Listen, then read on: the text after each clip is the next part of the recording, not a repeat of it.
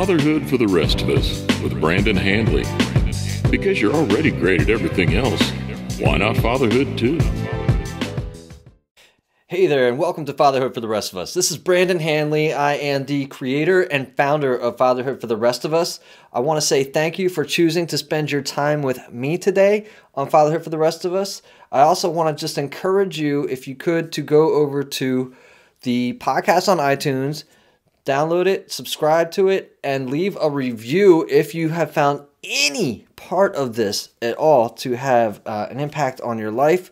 That will help others to find the show and listen to it and get the same type of enjoyment that you are out of it. Also, if you are a father and if you're looking for a place that you can go celebrate fatherhood or perhaps even share some struggles and get some advice or find some like-minded men, I strongly encourage you to stumble on over to Fatherhood for the Rest of Us, the private Facebook group, and ask to join. I'll let you right in. That's going to do it for right now, guys. And please stay tuned for today's podcast. 4, 3, 2, 1. Hey there, Fatherhood for the Rest of Us. I'm on today with Ricky Shetty, who is the owner and operator of the popular family-friendly daddyblogger.com website, where he writes about fatherhood and family travel. Ricky has been to 80 countries on 6 continents and is passionate about inspiring other fathers to travel more. Ricky works online as a digital nomad, doing coaching, mastermind groups, online courses, podcasting, virtual summits, travel blogging, and more. What's left, Ricky? Currently, Ricky is traveling around the world with his wife, Ann, and 3 young kids, Rianne, Ryan, and Renzo. There's a trend of ours there, Ricky. I see that, Ricky. Let's start with a couple things today. First of all, what kind of thing can we at Fatherhood of the Rest of Us help you celebrate today? Oh, there's so much to celebrate, Brandon. And, firstly, let's celebrate that I'm on your show and that we connected. That's a great thing to be grateful on. I'm sitting here in Nicaragua in T-shirt and shorts in the middle of February. So I'm grateful for the sun, grateful for the opportunity to travel, grateful for my amazing family, and grateful for this wonderful life. La vida, la vida. I'm grateful for la vida, for life. As you're learning Spanish, says you are currently down in Nicaragua. Is that correct? That is correct. We are actually learning Spanish. And at the time of this interview, I'm actually doing a homestay. We're doing a homestay here with the local family. We're studying Spanish with the father of the house. And then our kids actually have some playmates with at home. And then we're staying here. The mom's actually cooking us some delicious homestay meals. And we're only 1 block away from the beach. So we're absolutely... You can't beat that, Ricky. You can't beat that. Now, why don't we just go ahead and first of all, tell us, because I think, didn't you, you got down there, you're enjoying this weather, but you're from Canada. That's why some of this awesome weather is feeling so great. Isn't that the deal? You're traveling, you're Canadian. Yeah. Let's talk a little bit about what's got you traveling. What is this, how old are your kids and what got you inspired to travel the world with your children and your wife, your family? Yeah, sure. We can share with you a little bit of the backstory there. So I'm from Vancouver, BC, Canada. I was born there, went to elementary school there, high school there, university there. I met my wife there, and then we dated there, got engaged there, got married there. We had kid number 1 there, kid number 2 there, kid number 3 there. And I was following, the ways of society, which is to buy a house, live in the suburbs, and, maybe when we're old, someday we might travel. And I was really discontent with my life in Vancouver. I was happy in my marriage, I was happy in my business, but there was this yearning, this longing to travel this world. Because a quick little backstory, in my 20s, I'd actually done a lot of traveling. After university, I taught English in Japan. I backpacked around Europe. I studied in Australia. But then, when I got married and had the kids, I was pretty much following the pattern of that other parents do, live in the suburbs. But yeah, there was a lot of discontent there. I had become very much a domesticated dad, suburbanized dad, and I was unhappy. To tell you the truth, I was unhappy. And I told my wife, I was like, don't you want to see the world, and don't you want to show our kids this amazing world we live in? And she's like, yeah, we can do vacations and stuff. So I suggested to her, why don't we, with our third kid, so we had the two kids, and this conversation happened around the time when our third kid was going to be born. And in Canada, unlike in the U.S., in Canada we have amazing healthcare and, of course, amazing maternity leave system where we actually get 1 year paid maternity leave. So my wife had already stayed home for the first kid, the second kid, and we felt much more confident with the third kid. So I suggested to her, I was like, you're going to have a year off, and I work online, and we already have a couple kids. So I suggested to her, why don't we go traveling when our third son's born? She's still getting the income in. She has a time off, and it seemed like the opportune time. When else do you get time off and income still coming in? There's two variables, the time and money variables. And she agreed to at least try it out for a year. And we've been at it for a year, and we're absolutely loving it. So our kids are now 5 years old, 4 years old, and 1 year old. And I've personally been to 80 countries on 6 continents, and about more than 500 cities around the world. And my kids are only like 5, 4, and 1, and they've already been to 28 countries. 28 Wow. countries already by the age of 5. I don't know any other kids by the age of 5 that have been in more than 20 countries. So that's a little claim to fame. And, our kids obviously learning a lot. They're growing internally. There's so much education every day from the things where, learning about the geography, the history, the economy, the cultures. So it's been incredible learning for ourselves and, of course, most importantly for the kids. So that's a little bit of the backstory there, Brendan. Absolutely. That is amazing. Have you checked into like a Guinness Book of World Records or anything like that of, most traveled and shortest period of time with X amount? I mean, it sounds to me like you guys might even have a Guinness World Book of Records on your hands here or something. It's possible. Well, it's funny you mentioned that record because one of our goals is to actually see every country in the world. So there's actually 193 United Nations official member states. So that's the official number for the number of countries, close to 200, 193. So there's no minors that have ever accomplished that feat. The youngest person that has ever visited every country in the world is about, 23, 24. But no one under the age of 20, no kids, no teenagers, no youth. Nice. And our kids already at 5, if they've already done 30 and I've done 80. So we're inching our way out there, and they still have a long way before they hit 20. So that's actually one of our major goals, to visit every country in the world. And they call it, I think, the big, hairy, audacious goal, the bag. That's right. The big hag, right? The big hag. That's our bag, the big, hairy, audacious goal. B-hag. Yes. That's right. That's awesome, That's man. Right. That's amazing. I think that's what though. I am back. And by the way, life as a digital nomad, when you're traveling, you never know what's going to happen with the Wi-Fi. Sometimes it might cut out randomly like it just did now. So apologies for that. This is one of the most frustrating parts of travel is you're never going to have that consistent, stable, reliable Wi-Fi like we're in the US or Canada or the Western world. Yeah, man. No, that's part of the adventure though, isn't it, Ricky? It is, but it's tough because I work online and I'm doing coaching clients, mastermind groups. I record online courses. I also record podcasts on my show as well. And this is one of the frustrating parts. But now there's actually this trend towards something called the digital nomad house. And obviously in the past it's been hotels, people staying in hotels, then hostels, and of course Airbnbs has been big in the last 5 years where people can stay in homes. And like I mentioned, we're staying in a homestay. But nowadays, there's this big trend. A lot of people are becoming digital nomads, which means you're working and traveling. And nowadays, there are these houses that are specifically focused for digital nomad travelers. They have private rooms. One of the great things is they'll have super fast Wi-Fi and stable, strong Wi-Fi. So actually, next week, we'll be actually at a digital nomad house. And I'm looking forward to that because pretty much for this whole year, it's been frustration after frustration. I think I've grown more gray hairs just because of the Wi-Fi alone. I hear that. I think before we got disconnected was asking about your business. You already had an established business, so you were already able to say, "Hey, listen, let's just give this a shot." So you already had your coaching, mastermind groups, and online courses. All of this was kind of running along. Why don't you give us a little bit of background on maybe one of your online courses, and maybe tell us a little bit about some of these virtual summits that you run. Yeah, sure. And, you know, one of the big questions people have when it comes to this global travel, world travel, is the whole, how do you finance it and how do you educate your kids? Those are the two questions I get over and over. And I've been teaching people this as well about for the last year, how we've been able to travel, how we're funding it, how we can sustain ourselves. And I basically teach a system. It's called the 4 Steps to Travel the World. And we can go through that a little bit now. And then, of course, we'll go into my personal income streams. But 4 steps to travel the world.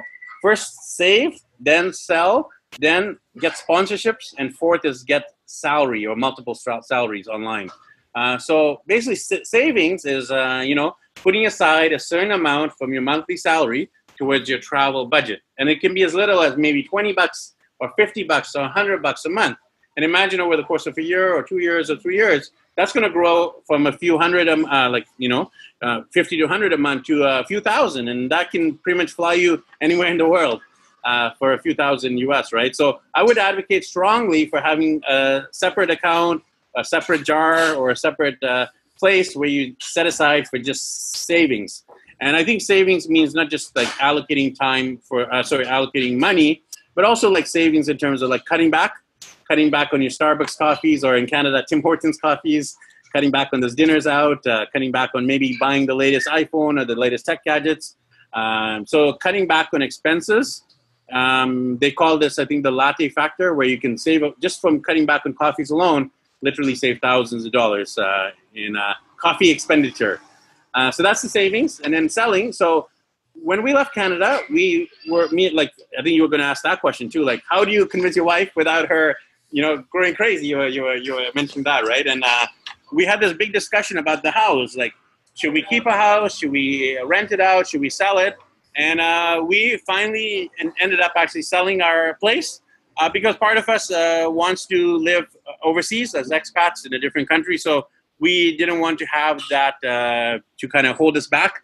They say if you're going to make a big decision, throw your backpack over.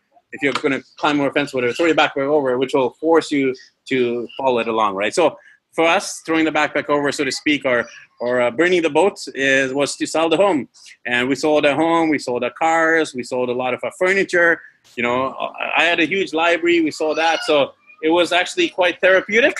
Nice. Cleansing and, you know, getting rid of all the materialism that we, you know, us in the West are so accustomed to.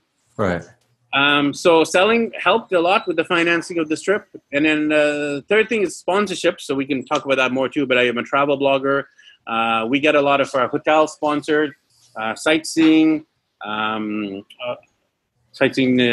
You know, some restaurants will give us meals in return for writing about them. Even transport. We've got flights for free. We've got sightseeing tours, bus transport. Even now we're getting not fully sponsored, but subsidized here where we're staying now in the Digital Nomad House. You know, shout out to them. Nomad Life, they're actually sponsoring us for an entire week to stay with them.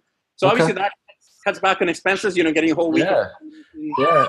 I would think that, to me, that seems like that would be the one that most people would have questions about, right? Like the saving and the selling, they're fairly self-explanatory. But then there's the sponsorship, I think, is one of the biggest ones where people would, I know that I'd be like, well, you know, right, well, how would I go about acquiring sponsorship myself? Like, if I was going to start off now, how far in advance do you reach out to people, or are they reaching out to you? What's that look like? Yeah, sure. And then we can go into the whole salary side of things. But the sponsorship, basically, how it works is you got to first create a blog. You know, most digital nomads, they start off as travel bloggers. I think it's a really good foundation, not just for the whole making money side of thing or getting sponsorships, but also for creating content. Firstly, to process the trip. I don't know about you, but I tend to forget a lot of the place I've been to, especially after like 6 months to a year. I start to forget where have I been to, where have I traveled to, and I find that writing about on the blog actually helps me process the trip. And absolutely. It's a great journal for my actual kids to kind of like remember, reflect on, because now they're young, as I mentioned. Right. But 10, 15, 20, they'll be able to look back and say, oh, we went these places, we did this thing, you know, so it's a memory. And thirdly, it's really to inspire other people to travel too, right? Absolutely. So, Yeah. So the blog, first starting the blog, and then I would say you need to build up your social media following. Right. And then you build up your social media following, you need to obviously reach out to brands. So usually what you do is you reach out to the tourism board. So every major like continent or country or state or province will have a tourism board. Let's use, for example, in U.S. because I think a lot of people are familiar with it. So there'll be like a tourism board for California, then in LA will have a tourism board, and then San Francisco, and I think they call it in the U.S. like Visitor and Convention Bureau. Okay. Tourism board. Basically, all you do is you email them. You say, "Hello there, my name is Ricky. I'm from Vancouver, BC, Canada. We're coming down to San Francisco. We'll be there for about a week. And I have a blog. It has we have these many social media followers. We have these many YouTube subscribers. We have these many views on my website every month. And I would love to write about San Francisco from the perspective of what is good to see and do for families." Okay. So you do an introduction, you share a little bit with the blog, and then you share a little bit of your stats, and then you say you'd like to work together. And then usually I'll ask for like, is it possible for you to provide us with accommodation, some sightseeing vouchers, some tours in the area, and some recommendations for family-friendly attractions. Okay. And most tourism boards, they've either set aside a budget so they can actually pay for your airfare. Then they have agreements with the hotels that certain hotels will be able to actually host you for free. I say quote unquote free because you're actually doing work. You're writing about them. You're maybe doing a Facebook Live. What we do is at every one of our hotels, we actually do a video tour. We'll come into the hotel. We'll do a video tour of a room. We'll talk about the hotel we're staying in. So basically, we're doing at least one blog post. We're doing at least one video, sometimes live on Facebook Live or Instagram Live or YouTube Live or recorded. And then we're doing social media posts. So we'll at least share on our Facebook personal profile, and then we'll share on our Facebook fan page and some of the Facebook groups we're in. And then we'll share on our Twitter and Instagram, if you're on Snapchat or Pinterest or some of the other ones. So that's basically the trade. The tourism board will provide you with accommodation, food vouchers, sightseeing, and then you'll, in return, do the social media and the blog, the YouTube videos. So awesome. Yes. I love it. I love it. Now, and then salary, right? Yes. So salary. So if you rely on savings alone, and this a lot of people do, they, obviously they have some savings and they'll spend it all on maybe a 2-week trip. Some people do a 6-month or a year trip. But the problem with doing that just in savings alone is obviously you're going to deplete the savings. You're going to come back broke. And right. I've certainly done that in my 20s where I came back broke, had to live with my mom and dad. But as an adult, I don't want to be doing that anymore. I'm now 41. I don't want to be living with my mom and dad broke, right? So I would really advocate, if you're thinking of doing this kind of lifestyle, is working online, doing something like I mentioned. So I'm doing private coaching 101. I do mastermind groups every Wednesday, actually, in a few hours from now. In the evening, we do a 2-hour mastermind. It's a paid mastermind group. Then I have 4 different online courses that they're all on Udemy. So you can host your online course on multiple places, things like Teachable. Teachable is a good one. Thinkific's a good one. Kajabi is another where you can record online courses and host them. But the one that I'm really fond of, Brandon, is Udemy. Because the thing, I'll quickly give you a difference between Udemy and others. So Udemy, the good thing about Udemy is that they will actually market the course for you. With most of the other sites, you have to produce the course, market the course, and you're responsible for fully marketing it, getting the word out, and getting people to buy it. With right. Udemy, I've actually recorded the courses, and I've pretty much forgotten about them. I'll talk about them every now and then, like I'm doing on this podcast or on my blog, social media, but I don't really do the heavy sell of the courses. I'll talk about it very casually on these platforms. But the thing is, most of my sales are coming from Udemy itself. Udemy markets the courses to their audience. They have, I think, the biggest online marketplace for courses in the world. The biggest online, the biggest marketplace for online courses in the world. I think that's the correct way to say it. So a lot of people go to Udemy specifically with the purpose to buy an online course.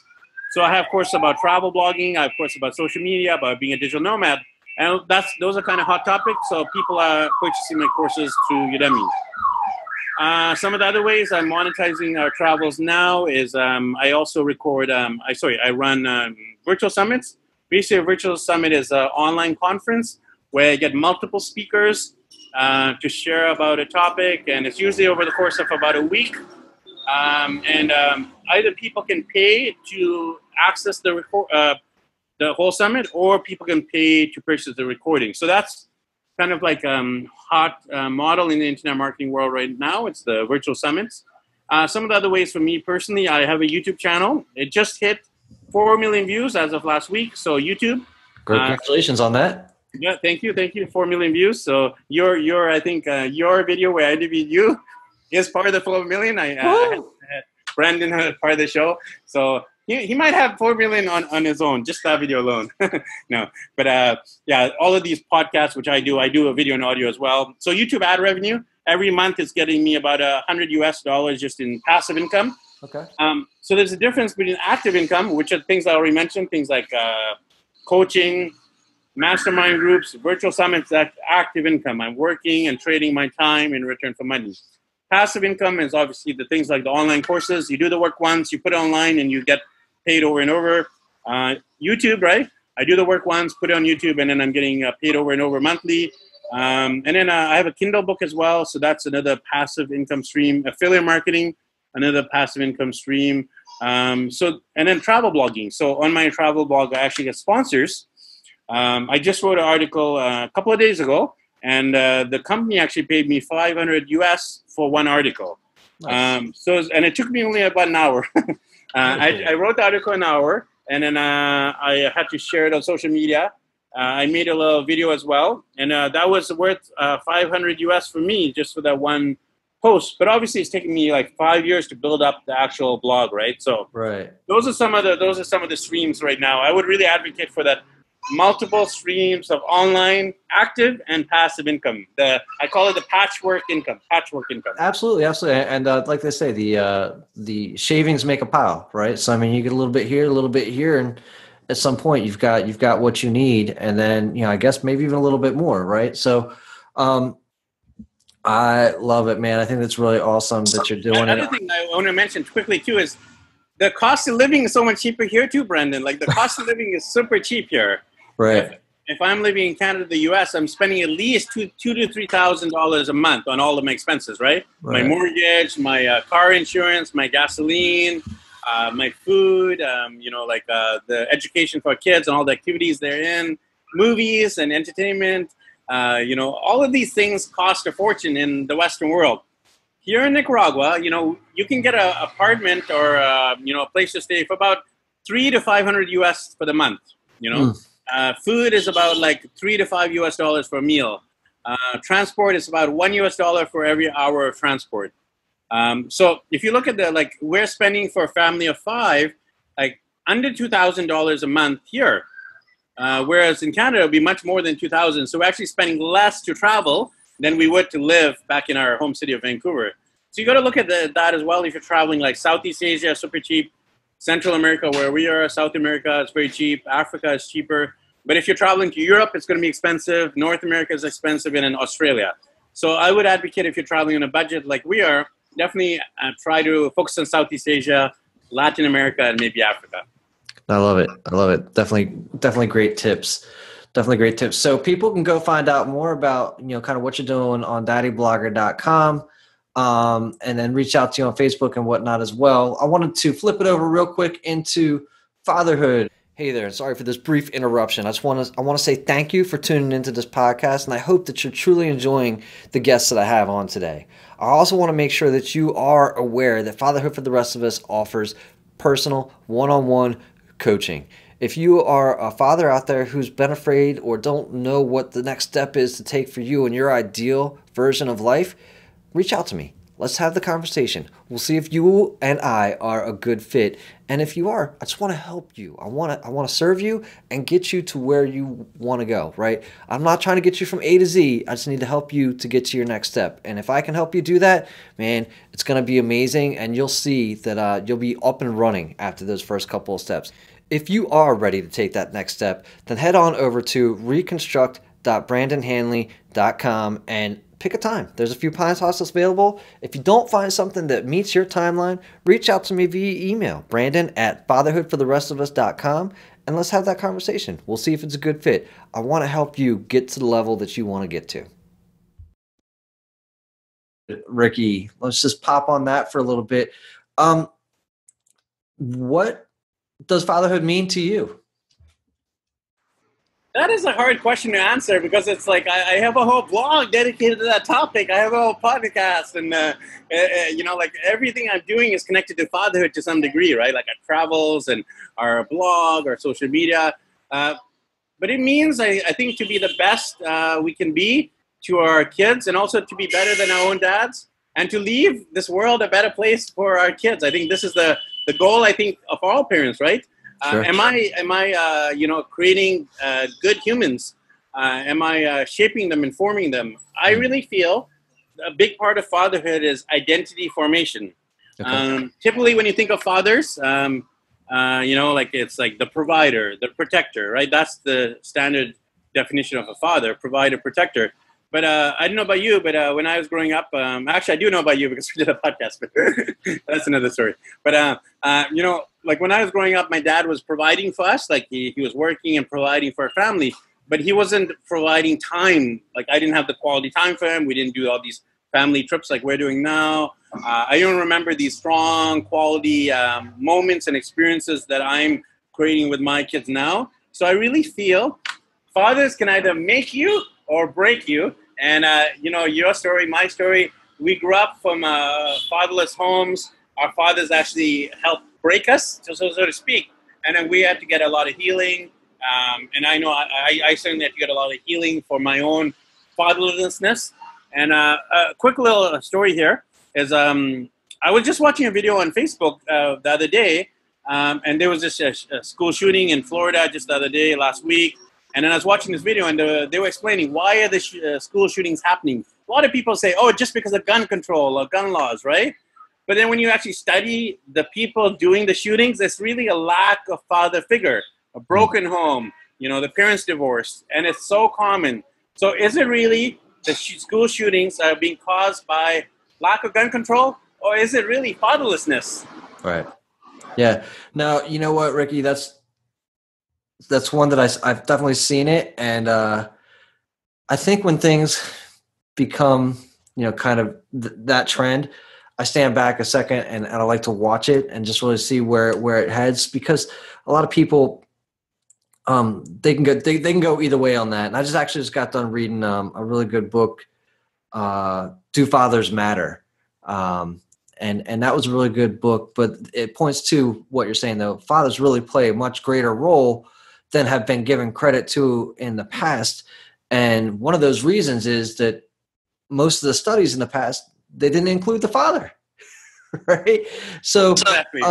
And more of the studies in the recent times, since like around 2010 or so, have been to include the whole family and not just from the what does the mother contribute aspect. And they're really turning up to find, like you're saying here, the father's impact a lot of like underage sex or early promiscuity, rage in boys and the things that we're seeing now. So could it be prevented? We'll see. I mean, hopefully, I think what we're seeing now with your involvement, my involvement, the way that other dads that we know, and just how involved we are with our children are behaving. I think we're truly doing what you said, is helping our children with a new identity versus just this protect and provide, way beyond that. And I think that you're doing an awesome job with that. So thank you, Ricky. And thanks to you, Brendan. You have a whole community, supporting fathers and championing the cause of masculinity and strong husbands, strong fathers. We need all that, right? We need strong men. We need strong leaders. We need strong husbands. We need strong, servants. Like, men are supposed to serve and not be served, but to serve, right? So right. And I think that we could definitely rabbit hole that one all day long too, Ricky. I love that stuff. Just because there's so much. I think the 80s and 90s. we don't have like any long-term known effects up until like more recently of commercialism, of like TV and the internet, and like how that actually impacts society on the whole. And I think that that's what we're seeing from, the past 100 years, the commercialism and the impact of TV and movie dads, right, versus what's really happening. So sorry, like I said, kind of got lost on a tangent there. One of the things that we talked about on your podcast, and it might have even been before then, was your switch of faith from Hindi into Christianity. And that struck me as interesting because I'm not a Christian myself, but I love the Eastern religions. And I'm just curious, did it start off more as a curiosity for you and then translated? How'd that happen? No, I'm super glad you asked me that question because I don't typically talk about that in any of the podcasts, because I think we live in a day and age where people don't talk about religion, or they don't talk about politics, or they don't talk about their salary or their sex life. But I think I'm pretty much an open book. Funnily enough, I actually talked all about masturbation on Huffington Post. So I'm an open book. I can talk about anything under the sun. So in terms of religion, I grew up Hindu, as you mentioned. My parents are Indian, and they immigrated to Canada. I'm second generation Canadian, born and raised in Canada, but of Indian ethnicity. So the default for me was Hinduism. My mom loved the statue of Ganesha, which is the elephant god. And I also thought the elephant god was super cute. So I also took that god on as my god, and I would pray to the god. And especially when I was growing up, like I was saying, I had an absent father. Basically, quick little story there is like my mother and father, they argued a lot, fighted a lot. There was adultery, even domestic violence. My dad was quite violent towards my mom, not towards me, luckily, but towards my mom, yes. So she would run away to battered women's shelters, and I was pretty much taken wherever she was taken. So a lot of turbulence in terms of my identity growing up. And I would always pray to this elephant god for safety and security. And I pray that my dad will be good, and I prayed my mom will be safe. I pray my parents would be happy. But none of that happened. The elephant god didn't answer my prayers. Oh. So I got angry, I got angry at God. I said, I don't think God exists, because if he did, he wouldn't have put me in this broken home. He wouldn't have screwed up my childhood. And I got angry at God. And I basically left my Hindu faith. I wouldn't say an atheist. I wasn't a hardcore atheist, but I was more agnostic. Like, maybe there's a God, maybe there's not. But in my 20s, I started searching again, and part of this journey to travel and part of this journey of finding myself, writing, etc., was finding my faith. So in my 20s, I started studying religions, not just by reading the books, but actually traveling to India and Israel. I've been there. I've been to the Middle East. So traveling to all these countries. And for me, I got really drawn to this figure, Jesus. I was curious, who is this person? And I had a spiritual awakening. It was February 4th, 2000, in my bedroom, where I made a prayer, and I just said, God, I've screwed up. I don't really know why my childhood was so messed up. But if you exist, I want to know, who are you? And I really felt in my bedroom that day that Jesus revealed himself. And I was the quote-unquote born again. And I'm a Christian now for since February 4th, 2000. So about 19 years now. Okay. 18 years now. And it's really changed my life. I was able to forgive my father, become a stronger person, and become more loving. And it's definitely a part of our family now. Me and my wife actually met in the church. And when we're traveling, we'll go to churches. But because of my travels and all, I'm very open-minded as well. So I'm not it's made me a better person, Brendan. And I'm not a typical Bible basher. I don't want to Bible bash people, but I just want to be similar to Christ. And, Gandhi, one of the leaders in India, said this. He said, Christians need to be more like Jesus and less like, I think he said something like, don't judge the Christian faith by Christians, judge them by Christ. Like, if you want to really understand the Christian faith, look at the figure of Christ. Don't look at the bad example of Christian. So I'm a very bad example of the Christian, typical Christian, but I would say definitely use Christ as the example of what Christianity is all about. Nah, that's great. That's great. I'm pretty open when it comes to that type of thing, and I'm always just curious what leads one person to one area or another, and then the impact that it has on the family, right? Because I think that if you're strong in faith, not necessarily just religion, but if you have faith in something greater than yourself, you really plays a nice part in the whole family dynamic. Rick, you're a book reader, I assume. What do you read that you has had the most impact on your parenting? Yeah, great question. I don't actually read as much as I do besides guidebooks right now because we're traveling. I'm not going to be carrying books. I mean, of course, you have Kindles and all. But nowadays, I'm actually reading a lot of guidebooks, and I'm reading Spanish right now. So I'm trying to be able to understand articles in Spanish. But in terms of fatherhood, I mean, obviously the Bible is one of them. The other one is Purpose Driven Life. It's by Rick Warren. This whole idea of living on purpose, purpose-driven in everything. So I really feel we as individuals can either live by default or by design. And if you're living intentionally, purposefully, it talks about that. From the book, there's a great acronym. It's the SHAPE acronym. SHAPE, SHAPE.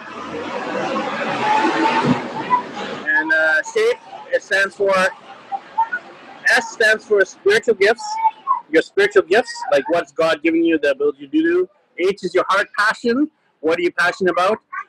Is it environment? Is it animals? Is it orphanage, right? SHA is your abilities, like what are you good at doing? P is your personality. Are you an introvert? Are you extrovert? Do you like variety? Do you like routine? E is your experiences, like your whole life experiences, your childhood, your work experiences, all that. So I really feel, like I said before, my job as a dad is to help create the identity or the shape, the acronym, the SHAPE acronym. How am I helping contribute to my kids' heart passions? I'm looking, like for example, this weekend, we are here in Nicaragua. Our kids got to release turtles that were just born a day ago. The turtles laid the eggs in the sand and they came out of the sand, and our kids actually got to release them. And now my kids are really passionate about animal conservation, and they understood like turtles are endangered, and we shouldn't, we should protect them as humans, right? So I'm trying to understand. Okay, is my daughter and my sons, are they passionate about the environment?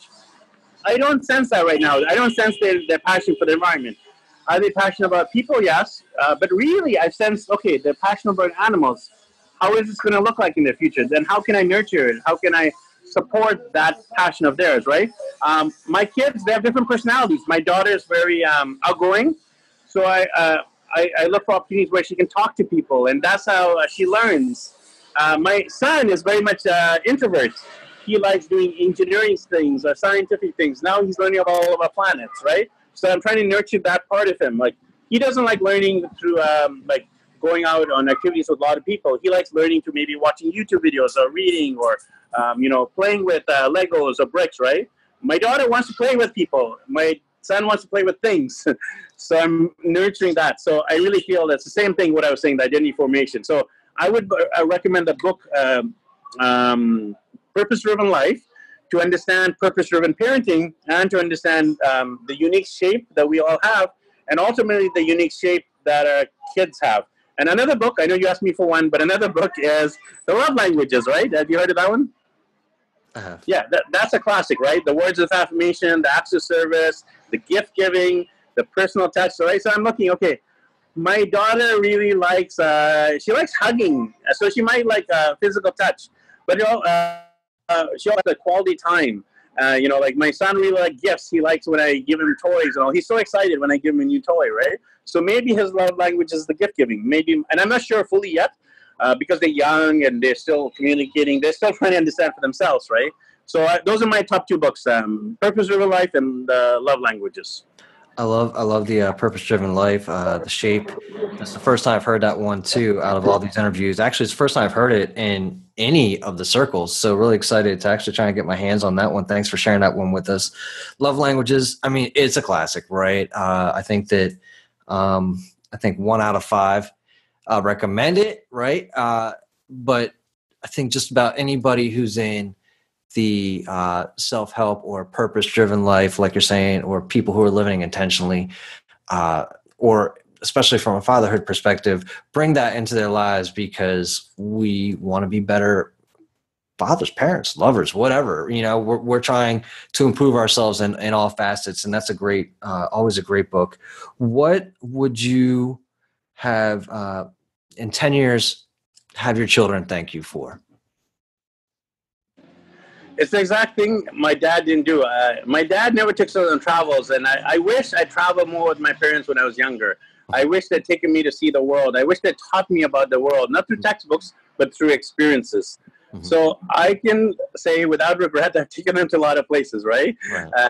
But ultimately, I want them to say that I was there for them, that I was not only that financial provider, but I was that time provider. And I think we really need to slow down, put away our technology, turn off our social media and look into our kids' eyes and get down to their level and play with them.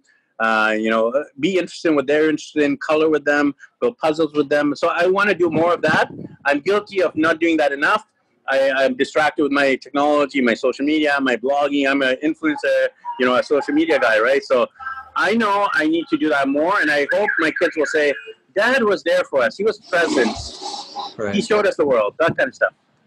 Yeah, you can't beat the trip that you guys are doing now and what you're sharing with your children. I think that's awesome, too. Like I said, like you're saying, immersing them in the culture, getting them to see what it's like around the world and outside of especially the Western Hemisphere. We live on an island. We really kind of do. And I'm sure that it's like that in a lot of places. So what you're doing is pretty incredible. And I want to say thank you actually for sharing that with everybody else and inspiring others to do what you're doing, because it's possible. And I think it's a dream that a lot of people have. And by being one of the people kind of on the forefront, you're a leader in doing that, Ricky. So thank you for that. Thank you for that. I'm definitely following in the footsteps of those who've gone before me. Like when I was having that crazy idea, I had no idea how to do it. So I just started asking those who have done it before, like shout out to my good friend, Keith King, King's Life. They've been traveling for like 10 years nomadically. They left everything in the U.S. to travel. They really inspire me. I was watching and listening to podcasts, and Epic Education. That's a great one for anyone who wants to travel more. And Epic Education, meaning like travel as an education. There's also Nomad Together that talks a lot about traveling family. So all these podcasters, all these bloggers before me have really paved the way for me. And now I hope I can pave the way for others. And I'm an open book, as I said, and I'm definitely wanting to help any viewer, any listener who wants or needs help in any area in terms of fatherhood, marriage, and, obviously family travel, my big passion. And I think I like just being vulnerable and sharing also my struggles, right? Like I said, I struggle to be present with my kids, right? I struggle with social media. I struggle with forgiving my father. I struggle with being as good of a husband as I can be to my wife, right? So I want to also share the good stuff, but also my challenges, my struggles, because that's, I think, when really people can connect with us. They're like, oh, if this person, he grew up with a broken family and now he's building a strong family, so can I, right? Sure. Yeah. I mean, we often think that all the stuff that we see on Facebook are highlights, but every once in a while, it's nice to see the crack in the veneer, right? Crack in the veneer. And I love that you're sharing that and doing that as well. Is there anything, Ricky, that we haven't shared that you would like to share? I obviously have a lot of resources. So the reason I started all these things to do with fatherhood is because I saw a lack of resources. Like I started my blog 5 years ago, and I saw most of the parenting resources are geared towards moms, right? Mm-hmm. The books, the blogs, the support groups, everything's like, okay, pregnancy and hormones and bodily changes. And that's dads. Maybe we might eat a little bit more, get a few more gray hairs, but we don't typically go through the hormonal or bodily changes that women do. So I felt there wasn't enough resources for dads, and that's why I started my blog. I actually have a book. I interviewed over 100 dads, kind of like what we're doing right now, Brendan. I interviewed over 100 dads through video and audio on my YouTube channel. You can get all 100 of them there. And then I actually turned that content, everything I was learning and gleaning and absorbing from these dads as interviewing, I put them into book form. So people can grab a copy of my book, and I just want to, Ricky, the book's called Wisdom from Daddies. Wisdom from Daddies. Ricky Yes. Shetty. Okay, awesome, Ricky. Again, I appreciate you taking the time and finding the Wi-Fi that can support this conversation. We almost got it fully. We had a few cutaways. We'll stitch it together, brother. Where would you like everybody to come find you? Find me wherever in the world I am, physically, but online. Shetty. So online, it's daddyblogger.com. Okay, awesome. And dude, tell me, I just got to ask you, Tokyo Ricky. Tell me what that's about. Yeah, sorry, I didn't get to share that little story, but I did actually allude to it. I actually taught English in Japan, and when I taught English in Japan, I was looking for a clever, unique nickname or username for my social media handles and my emails. So Tokyo is because I was living there, and then Ricky's my first name. So obviously Tokyo Ricky is all the way from my days back in Japan teaching English, and it stuck with me. So nowadays you'll see Tokyo Ricky across the social media World Wide Web. And people ask me, like, are you Japanese? I'm like, I look more Indian. I don't look Japanese. So yeah, that's the story. It's from my days in Japan. So now I have like Tokyo Ricky as my username, and then Daddy Blogger as my website. I love it, brother. Well, thanks again for jumping on today, and I appreciate you. Yeah, I appreciate you, Brandon. Keep up the great work. You're doing amazing stuff, and I'm a big fan.